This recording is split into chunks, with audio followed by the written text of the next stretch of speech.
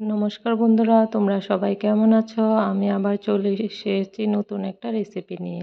চলো তোমাদের সঙ্গে আজকে শেয়ার করে নিই আমি যেভাবে মাটন রান্না করি। দেখো এখানে সব কিছু রেডি করে নিয়েছি। রসুন, আদা, আলু, পেঁয়াজ, তারপরে গোটা পেঁয়াজও নিয়েছি, কাঁচা লঙ্কা। তো পেঁয়াজটা একটু বেশি দেবো আজকে, তো একটু বেশি করে নিয়েছি। কিছু কুচি করে নিয়েছি আর কিছু টুকরো করে নিয়েছি আর কিছু গোটা রেখেছি। এখানে মাটন, তো মটনটা ধুয়ে ভালো করে ক্লিন করে নেব। এখানে 1 কিলো মটন আছে।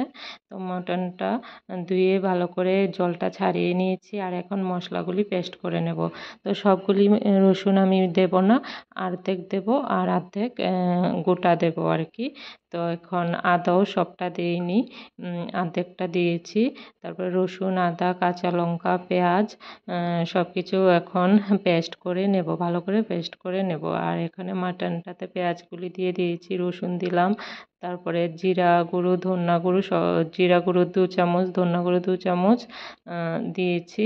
তারপরে হলুদ দিয়েছি, লঙ্কা গুঁড়ো দিয়েছি 2 চামচের মতো। তারপরে একটু সরষের তেল দিয়েছি, একটু না বেশিই দিয়েছি। দিয়ে লবণ দিয়ে ভালো করে মেখে নেব। এখন ভালো করে মেখে নেব এটা। এরপরে মশলাটা পেস্ট করে নিয়েছি, যে মশলাটাও দিয়ে দেব। এটা আগে মাখিয়ে নিচ্ছি, তারপরে মশলাটা দিয়ে আর একটু ভালো করে মেখে নেব। ভালো করে মেরিনেট করলে তাহলে রান্নাটা ভালো হয়। তোমরা মেরিনেট করে চাইলে 1 ঘন্টা রেখে দিতে পারো। আমি রেখে দিইনি, আমি সঙ্গে সঙ্গেই রান্না করে নিয়েছি। তো ভালো করে মেরিনেট করে নিলাম, মশলাটা দিয়ে মেখে নিয়েছি দেখো। তো এখন একটা কড়াই বসিয়েছি, কড়াইটা গরম হলে তেল দেবো। এটা হচ্ছে আমরা মার কড়াই আর কি। তো এটা অনেক আগের পুরানো কড়াই, তার জন্য এমন। আরও কড়াই আছে কিন্তু এটাতে রান্না করতে খুব ভালো লাগে, এটাতে একদম লাগে না আর কি। খুব ভালো রান্না হয়, তার জন্য এই কড়াইটাতেই রান্না করি। তো এখন আলুগুলি হলুদ লবণ দিয়ে ভালো করে ভেজে নেব। তো এই জন্য তোমাদেরকে বলে দিলাম আর কি এই কড়াইটা কেন নিয়েছি।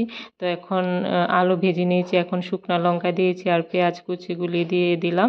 এগুলি ভালো করে লাল লাল করে ভেজে নেব। তো একটু যখন গোল্ডেন কালার আসবে পেঁয়াজটা, তারপরে মাটনটা দিয়ে দেবো আর কি।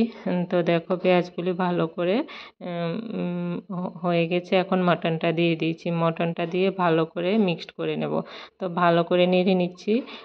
তো যত ভালো করে নেড়ে নেবে এত ভালো হবে। তোমরা যদি চাও এটাতে কাশ্মীরি গুঁড়া লঙ্কা দিতে পারো, তাহলে কালারটা খুব সুন্দর আসবে। তো এখন ঢাকা দিয়ে দিয়েছি, ঢাকা তুলে কিছুক্ষণ পরে আবার নেড়ে নিচ্ছি। তো এভাবে ঢাকা দিয়ে দিয়ে অনেকক্ষণ কষিয়ে নেব আর কি। তোমরা মাংসটা যত কষাবে, পাঁঠার মাংসটা এত ভালো হয় আর কি খেতে। তো আবার ঢাকা দিয়ে দেব, একটু নেড়ে আবার দেখো আস্তে আস্তে এটা হয়ে আসছে। তো এটা কালারটা এখানে বোঝা যাচ্ছে না, লাস্টে কালারটা আসবে। মোবাইলে কালারটা ঠিক করে আসে না, কিন্তু সামনাসামনি খুব সুন্দর কালারটা, কিন্তু লাল কালার। আর তোমরা যদি আরও কালার আনতে চাও, বললাম না রেড চিলি এটা দিতে পারো, কাশ্মীরি লাল মির্চটা কালারের জন্য, তাহলে দেখতে আরও সুন্দর লাগে আর কি। তো এখন আমার মটন মোটামুটি হয়ে এসেছে। তো এখন আলুগুলি দিয়ে দিচ্ছি, আলু দিয়ে ভালো করে আবার মিক্সড করে নিচ্ছি। আবার ঢাকা দিয়ে দেব, আবার ঢাকা তুলে আবার দেখছি। আমি অনেকক্ষণ মাংসটা কষাই, তাহলে ভালো হয় আর কি। তো মাংসটা তেল ছেড়ে দিয়েছে, কষানো হয়ে গেছে, এখন জল দিয়ে দেব। তো জলটা একটু বেশিই দেব, মাটন তো কুকারে তো দেবো না, কড়াইতেই রান্না করছি।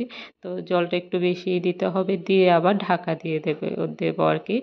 কিন্তু কষানোর মধ্যেই অর্ধেক যেন রান্না হয়ে যায়, এমনভাবে কষাতে হবে, তাহলে মাটনটা খেতে টেস্টি হয়। দেখো ঝোলটাও কমে এসেছে, দেখতেও কি সুন্দর লাগছে। মোবাইল থেকে এমনিতেই আরও সুন্দর লাগছে দেখতে, মোবাইলে কালারটা আসে না। দেখো মাটন রেডি হয়ে গেছে।